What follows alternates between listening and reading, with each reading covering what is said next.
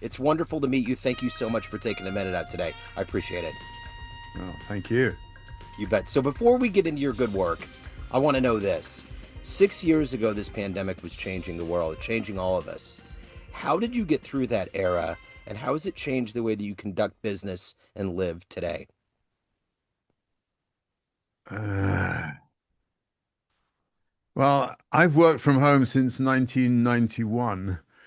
So I had Zoom and equivalents, Skype and all that kind of thing from a long time. So in a sense, there was no change. Um, I think, uh, but being forced to stay at home, I think kind of closed me down in a way. And coming out the other side of that has been difficult, actually. I used to be on a plane a great deal, and I've done very little of that since because, there's this legacy of people wanting still to meet online. And I sort of get a sense of an increasing frustration and people actually wanting to meet in person. And so there's a kind of tension there. But I was down in London yesterday, had a fabulous time meeting people and previewing a film and all that kind of stuff. And it was so brilliant. I came back, I was so buzzed. And it's like, I really miss having more of that. So the effects of the pandemic roll on. We do. The one thing or I've heard from a lot of people is that they embrace this virtual world. It seems like you lament the fact that you can't do more of this in person. Yeah, I mean, it saves you money, it saves you time, blah, blah, blah, blah. But there is nothing like actually having a group of people in a room together. Um, it there's nothing to beat that. Even VR. Yeah, for sure. Well, and I think the irony of the time that we lived through with having all this connectivity, because if this would have happened in the 80s, we wouldn't have had the access to each other, but we had extra access. I think it just made us want to be around each other more, wanting to see entertainment, see music, go out and do things and intermingle with human beings. I think it just really made that more heightened, Yes. you know? Yes. Yeah. And the difficulty is that the pandemic produced challenges, some of which were very positive. And uh, forcing everybody to go back to work full time is not the answer. There isn't an answer. It depends on the organization. It depends how they work. It depends who is there working. Sometimes it's great that you can work from all sorts of different places around the world and stuff like that. What is daft is when you see people being forced to come back to the office. So they all sit at their own desks and they write emails, which they could just as well have done at home. Yeah. Um, but it's the water cooler conversations, as they call them, that are missing, and that has introduced a new hierarchy in organizations, which is difficult. So let's get into the work that you do on a daily basis. I want to put you in front of a bunch of 12-year-olds at career day, and one of the kids wants to know what you do on a daily basis. How do you synthesize your work life to make sense to their brains?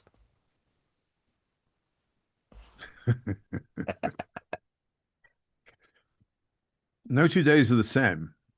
That's part of being an entrepreneur. That's part of running your own business without many people working for you.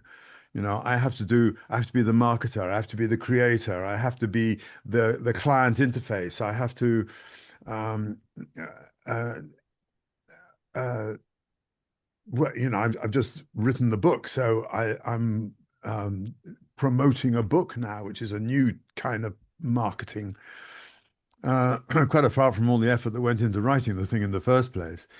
Uh, I love interacting with clients, and it's really important for me because I really want to be in touch with what's going on in various organizations, getting a sense of trends, and um, uh, and also understanding what's happening at a macro level, with countries and politics and the Straits of Hormuz and all of these things, which I think it's quite easy for a lot of people who sort of are at work, particularly the sort of commuting, do their work, go home again kind of thing. They lose sight of all of that. I said on a podcast the other day, it fascinates me how when you're in a war zone, which I've experienced, seeing how people carry on their lives. I mean, a lot of things get changed, but nevertheless, you've still got to get out. You've got to get your groceries. You've got to um, interact with people. It, it's just like the priorities sometimes become much more visceral, acute, when you have to survive. And I think organizations, places, countries that haven't experienced war on their own turf don't really get that. And dare I say it, the US is one of those countries. And it enables you to detach yourself from what's actually happening. That's a long answer to what you're asking, but it's like being in touch is one of the really important things. Listening to people, understanding their situation, and then applying it to a wider arena is something that really occupies a lot of my time. I'm glad you touched on that because I was thinking about that today.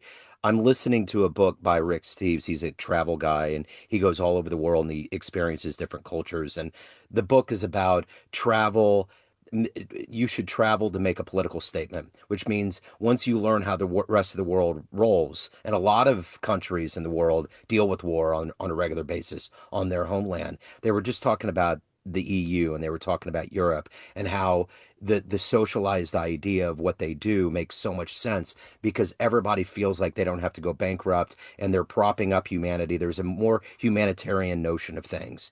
And the reason why they don't charge into war is because their countries, all of the countries were decimated for two wars on their soil. They don't want it anymore, you know? And then you get America, right? So it's like it's all relative. And I'm glad you brought that up because when we think about what's going on here, like we hear our clown show in DC goes on and on about it not being a war, but it really doesn't matter how you term it. It is. There's people that are dying. It's causing all kinds of tumult around the country, but we don't see or feel any of that here. But they're feeling it over there, and so are all the other allies. Anyways, I'm glad you brought that up because it does get into the mindset of business. It's a shapeshifter in the way that we do commerce and the way that we interact worldwide on a business basis, and that's what you do. That's what you specialize in. Mm. You're right. I remember speaking. Well, I taught for 3 years at the Royal Naval College at Greenwich, and one of the things we were exploring after the Falklands conflict was when you're on board a ship, and it's kind of the same for all these drone pilots who might sit in Arizona or something and fly something in a war zone. But when you're on board a ship and you're in the ops room, you're surrounded by all these screens and radar things and little blips everywhere. And if somebody says, right, fire the missile, you press the button, and on the radar thing, you see this thing going, and then it contacts another blip, and then the two of them disappear.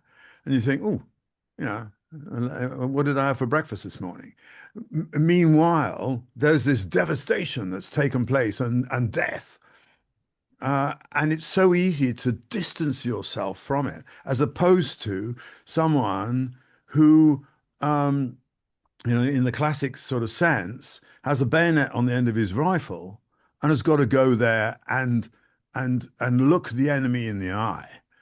And one of the things that I think is kind of scary, really, is the advancing wars that are being fought using drones technology, which is again is enabling people to distance themselves from the actual effect of what they're doing. Yeah. And I think that's really scary. Now, if you sort of put that into a corporate world, I mean, what does that mean? I think, in a sense, it's like there's so many organizations where there's people in the C-suite and they're so distanced from the people. What was it? Facebook announced that they're just getting rid of 8,000 people. Yeah. They announced that this week. How are those people being communicated with? I mean, typically they get an email, you're fired. And it's like, it's so easy to lose our humanity. And I think that's one of the things that, for me, is so important and needs to change so much, is that because we're losing our humanity in the way that we organize and run our organizations. More and more, it's about, where's the money? Are we making the money? And it's incredibly short term as well. This whole mindset. And honestly, I think it leads to some pretty sick decision making. Yeah, I agree. So, what did you want to be when you were a kid? When you were at career day at 12 years old, what was your dream gig? Um, do you know, my father was an engineer, and I mean, not at the age of 8, but I mean, sort of in my mid-teens, I was on the shop floor in his factory. Um, I kind of wanted to be like him. I mean, he wasn't a precision engineer, and at weekends, one of his foremen would just in his spare time, kind of thing, come round and they'd make furniture together. But they'd use micrometers in measuring wood. Now, there ain't many people who do that. Yeah. But that was the kind of the precision engineer, and I suppose that I just wanted to emulate him in that way. I don't remember wanting to be a fireman, or I mean, certainly not wanting to be a soldier, which is what I ended up doing for quite a while. Um, I just wanted to be like him, I think. So, how did you get this insight into the business world that's allowed you to be a consultant and to be a coach? What were the foundational blocks that have contributed to your wisdom? Huh. Well, so I was in industry, on the shop floor. I then went to flying college to learn how to be an airline pilot. I did all the ground school for that, and then I terrified my instructor so much they threw me out. And so I didn't really learn to fly, and I had to get another job which paid me enough so I could carry on flying myself. Um, so I was back in this time the plastics and rubber industry. Um, and then they wanted to send me to school and learn all about that stuff, and that I just completely switched me off. So I'd seen some friends of mine join the Marines and become completely transformed people. So long story short, joined the Marines, spent 17 years. A lot of that time um, on operations of one sort or another, nothing terribly exciting, but uh, the whole concepts of leadership and interacting with people on foreign soil, and trying to understand them, relate to them when you were wearing a uniform and they weren't, kind of thing. It's just human relations in intense situations. I came out of the Corps at the end of the first Gulf War, and I'd been teaching leadership at Greenwich, and looked for something that would be kind of like that. And I ended up in the only coaching organization in the country at the time. And I learned to be a coach and stuff. And really, it's the last 34 years or whatever that I've been. Um, I mean, I started out just on cold calling, just phoning CEOs of small businesses, is saying, "You don't know me, but you need me." And occasionally someone would be adventurous enough to say, "All right, well, come and tell me why."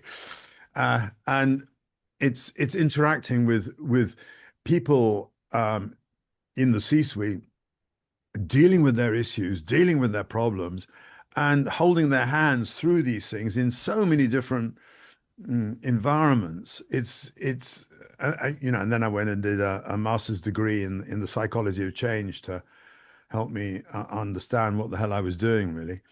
That has sort of led me to today, where um, I've kind of seen an awful lot of it now, Yeah. but in very different circumstances. It's really weird when you talk to particularly a law firm, and they say, "Well, what kind of work have you been doing with other law firms?" And if the answer is none, they're well, not very much. They'll just say, we need people who understand us." To which the answer is, actually, I deal with human beings. I'm not, you know, and in many ways, I bring the strength of dealing without totally understanding your organization or what you do. It gives me a strength, not a weakness. Not everybody is very comfortable with that. So you have to sort of say, well, look, speak to them because they felt like you did, and now they're pretty happy bunnies. Yeah. So let me ask you this. On the business landscape right now, we all these success stories of people that have built empires. And there's people that have done it right. They've created products that people go back to. They've taken care of their employees. They have a great business model. Is there a CEO or an entrepreneur or a business mind in the world right now you would love to meet and talk to, have a lunch that might help you on what you're doing with your work and your journey?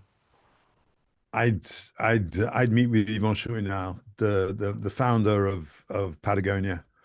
Yeah, And that man has vision and courage, and determination and resilience and uh, all sorts of amazing good things.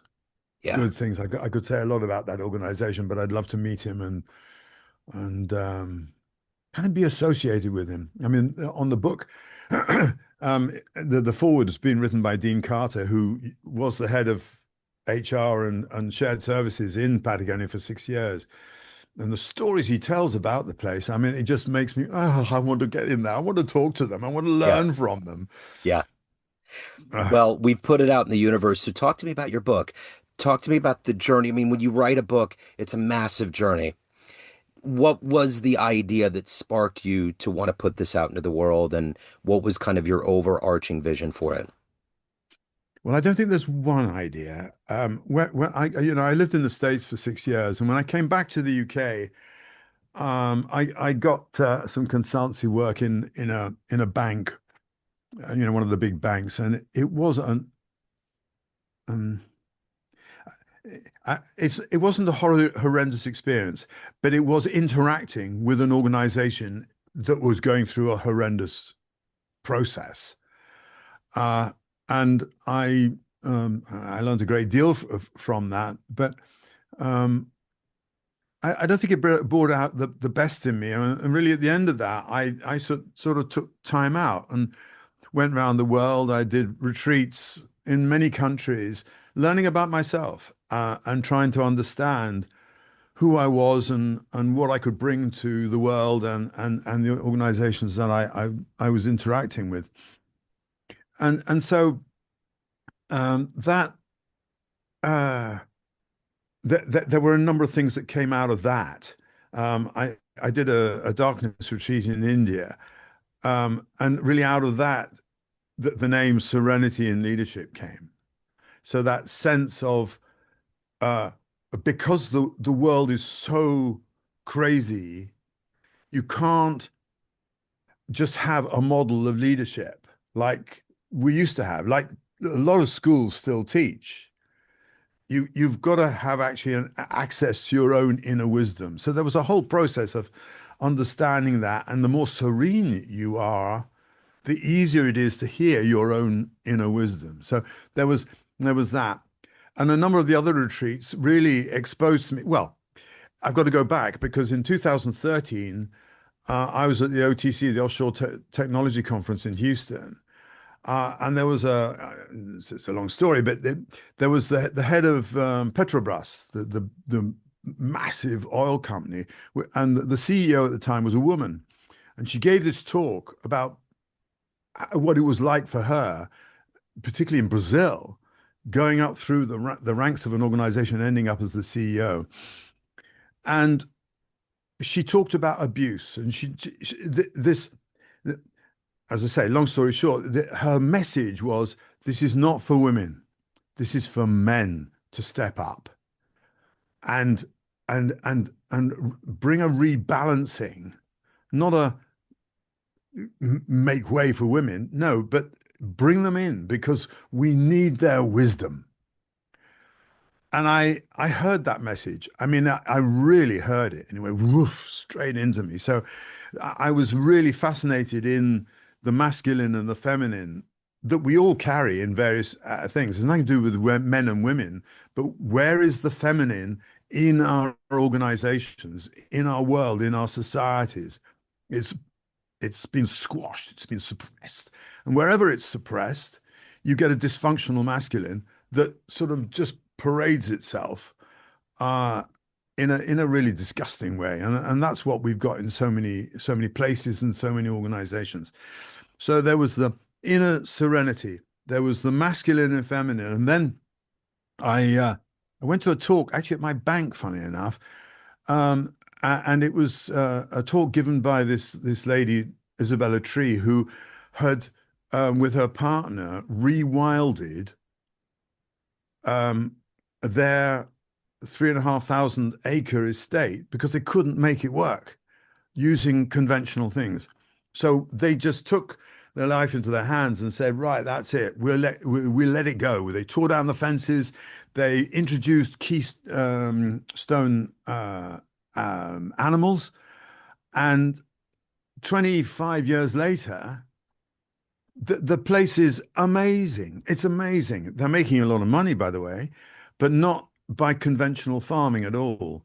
But it was just like seeing how if you allow nature to express itself and you get out the way as opposed to trying to control it, which is what so much we do in so many ways, or in the way we produce food and all of that. If you let nature express itself, miracles happen. Yeah. And so all of those came together for me to say, what are we ignoring about nature that we could bring back into our approach to managing and leading, Yeah. and Yeah. hence rewilding the corporate mind. That, I mean, that's Yeah. it That in a makes sense. nutshell. That makes sense. So let me ask you this. On this long journey, if you look in the rearview mirror, I'm going to paint a scenario. You have a dream tonight. You run into the 18-year-old version of you ready to go out and change the world, and you walk into a room and there's a film projector. You click play, and there's a 60-second highlight reel of the life you've lived, the choices you've made. Would that young version of you believe your life turned out this way?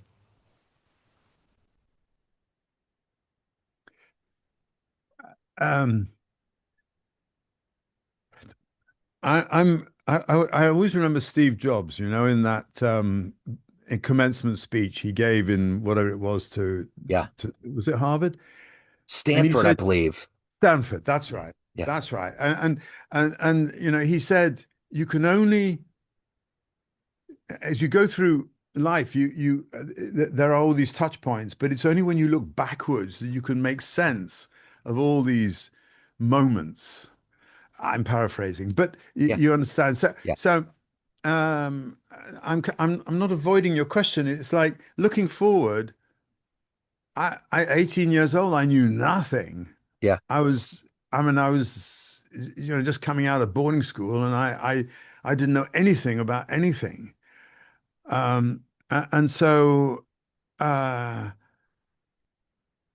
I mean, if I saw a film of me and my life and the key moments, I'd say, God, bloody hell. Um, does that make sense? Yeah.